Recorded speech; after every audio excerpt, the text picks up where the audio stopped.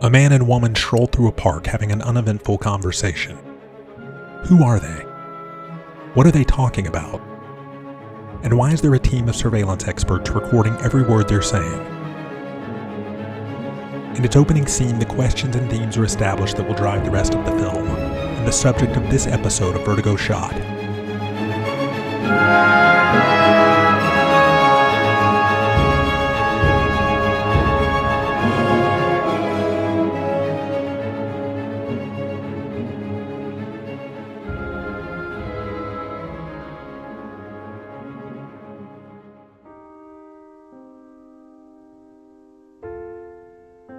He was a second-generation Italian-American from a family of musicians and was planning to be a tuba player.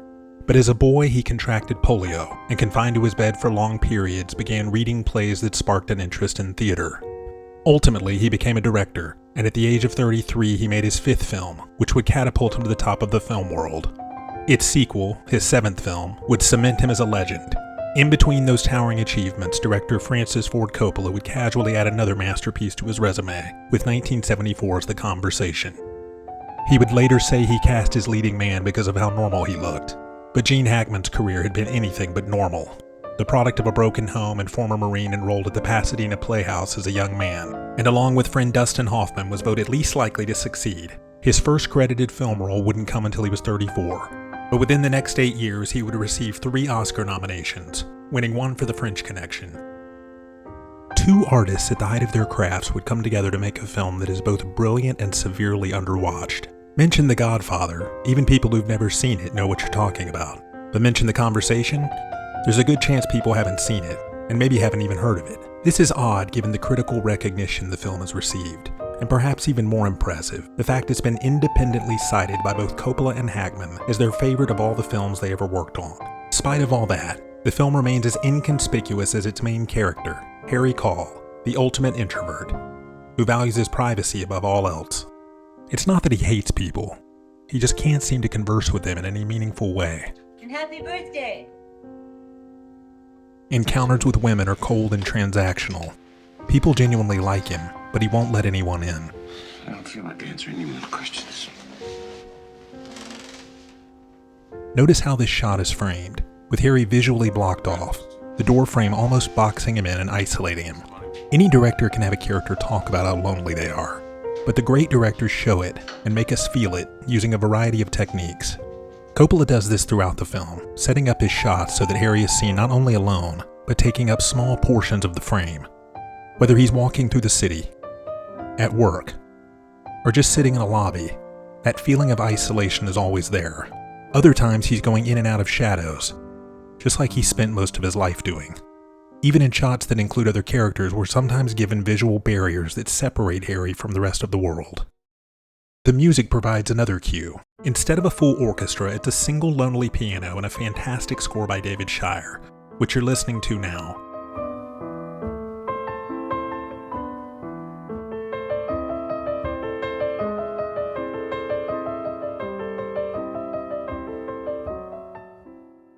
The jazzy undertones recall to one of the only two things that seem to bring Harry joy: his saxophone, which he'll play by himself in his apartment as a kind of release. The other is his job, which consumes him. He's an audio surveillance technician, paid by his clients to spy on people for the purpose of gaining valuable information. He is revered as the best at what he does. I know you heard this 1,000 times, Harry, but let me say it again. Here's to Harry, the best bar none. I'll drink to that. It's not hard to see the hypocrisy. Harry invades people's privacy for a living, yet lives in constant fear of others invading his own. The problem is Harry's work has consequences for the people he spies on. It's suggested a previous job led to the murder of 3 people. Asked if this bothers him, he says, Had nothing to do with me. I just turned in the tapes. But the job in the park changes everything. It starts like any other, and as his team works under his guidance, Harry has his normal disconnected attitude. Sometimes it's nice to know what they're talking about. I don't care what they're talking about. All I want is a nice fat recording.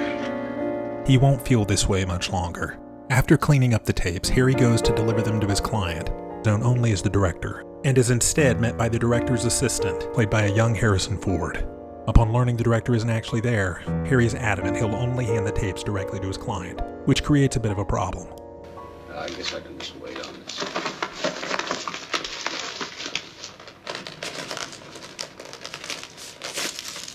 Now look, don't get involved in this, Mr. Cole. Those tapes are dangerous. Someone may get hurt. And suddenly, Harry realizes he may be sitting on something bigger than he thought. He looks further into what he actually recorded. Re-listening, piecing it together, we see why he's so respected in his field as he works his magic on the audio, until what was originally garbled nonsense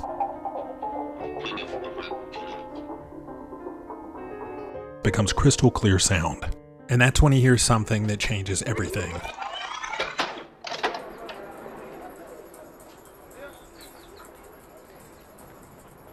He'd kill us if he got the chance.